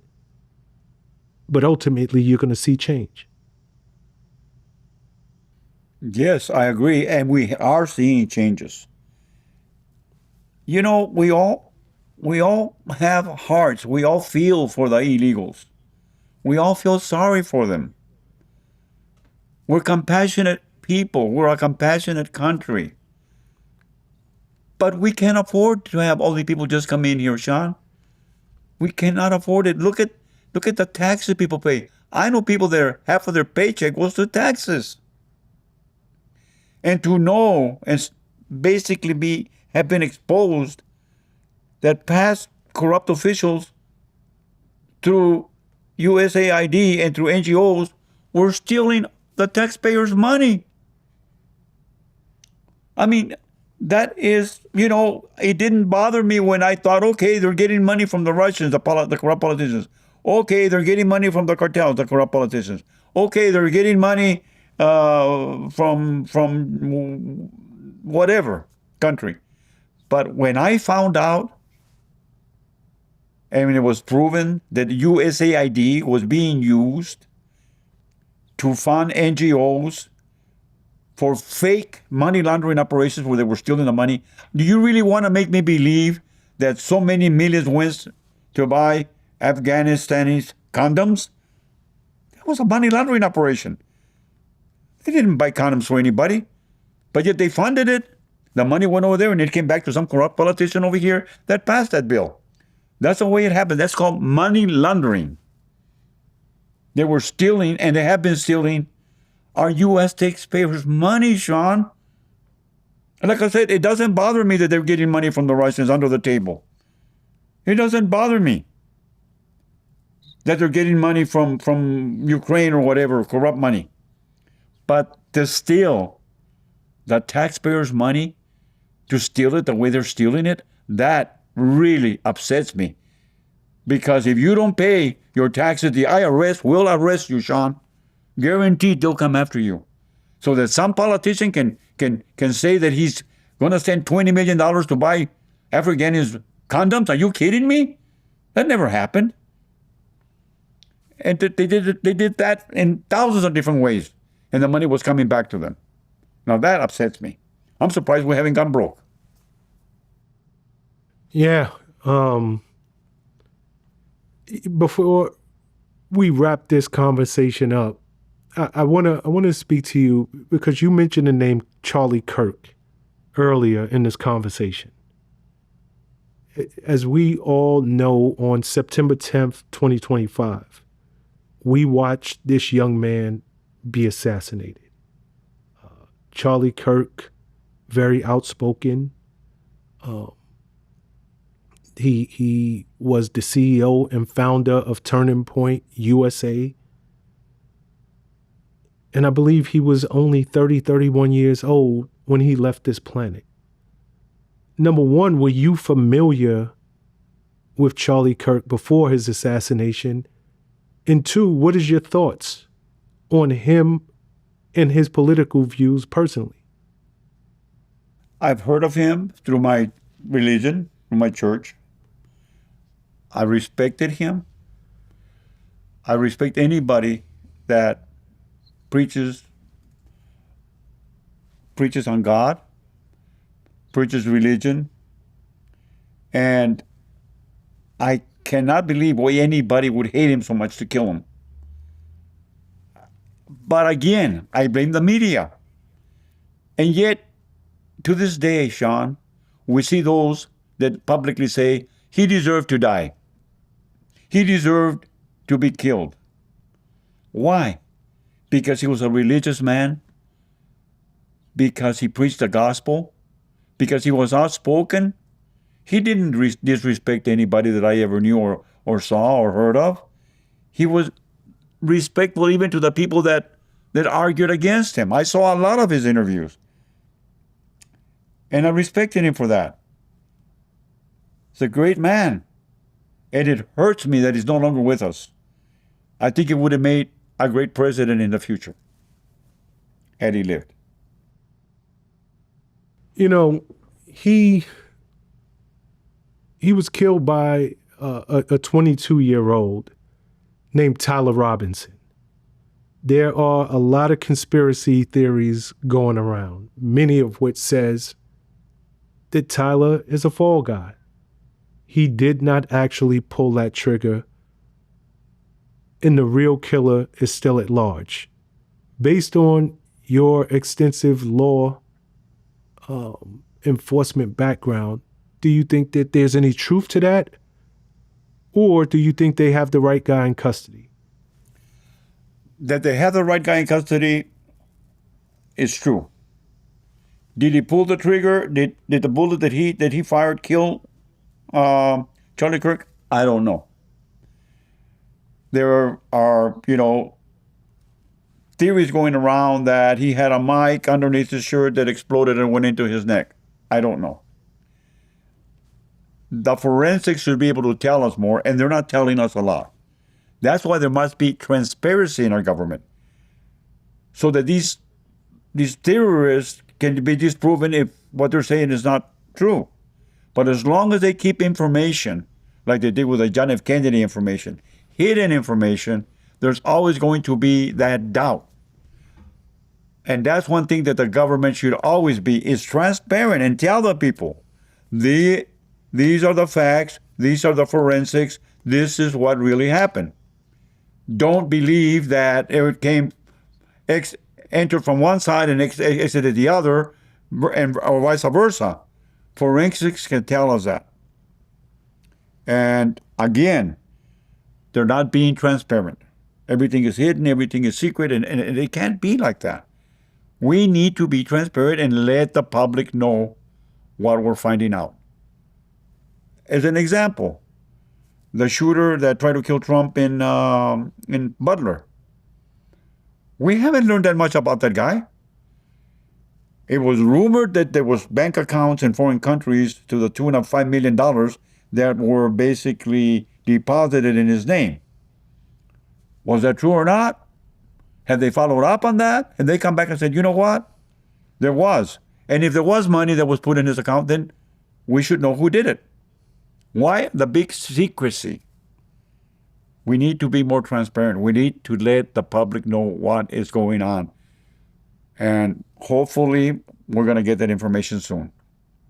Again, the Epstein thing too. Where are the files? Make them available.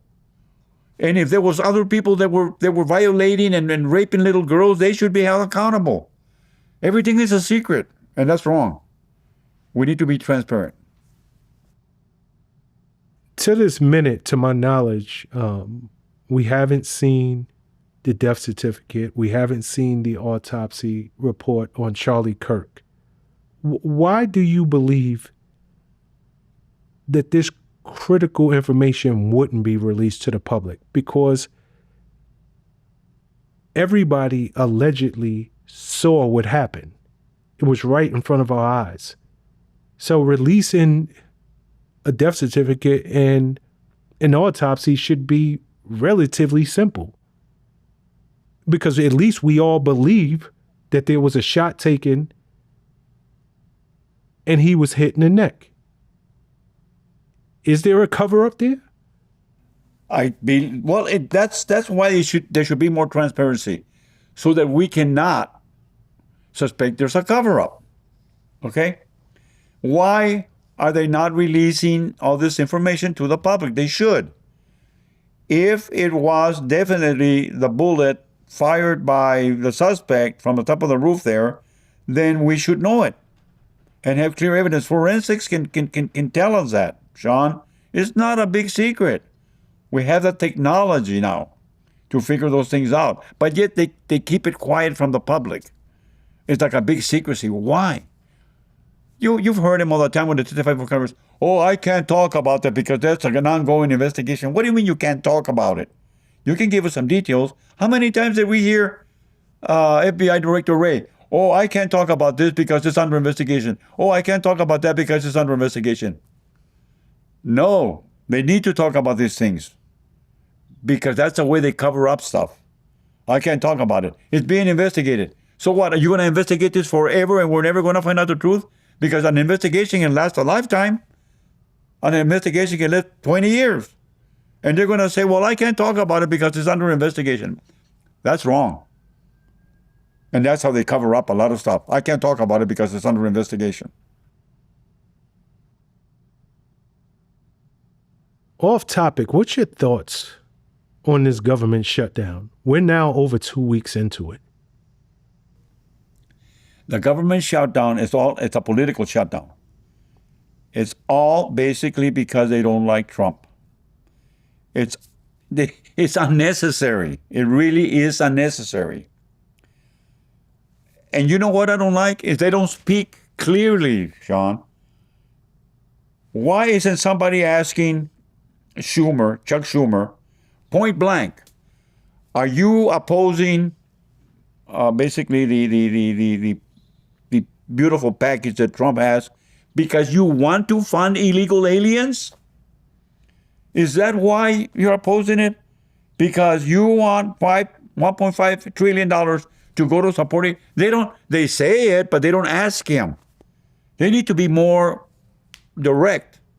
Like an investigator, when I asked questions, when I was investigating, did you kill that person? Well, no. Did you kill him? Well, I was there. Did you kill him? Are you willing to shut down the government because you want to give $1.5 trillion to support illegals? Point blank. Let the people know. Don't camouflage it, well, because of Medicare and Medicaid and this and that. They come out and say it. But nobody puts it to them. Put it to him. And if you're not doing it for the reason, then maybe we can buy your argument to close down the government. But I'm not buying it right now because you're not answering me. Are you shutting down the government because you want to fund illegal aliens to stay in this country? And if you are, why do you want to keep all these illegal aliens in this country? And why are you using taxpayers' money to do it? They talk in circles. They don't talk truly clearly. Believe that this shutdown is more about Trump than it is about healthcare? It's more of a political move on the side of the left because they just don't like the man who occupies the seat of the U.S. president. I believe it's all a political move to oppose Trump at everything Trump wants to do, number one. And number two is, I don't know for what reason they want to keep illegal aliens in this country. I don't know for what reason taxpayer money has to be used to support illegals. If you're going to be here illegal, then at least support yourself, work. Why are we giving these people money? I would love for immigration enforcement to go to an illegal and say, are you working here? Are you on welfare? Are you committing crimes? If you're on welfare, not working and committing crime, you're out of here. Show me that you're working legitimately and I'll give you a permit to stay and work here. Again, they don't do that. They don't do that, do they? And I want to make sure I'm getting this. You are not against illegal aliens if they are leading legitimate lives and they are not living off of the government.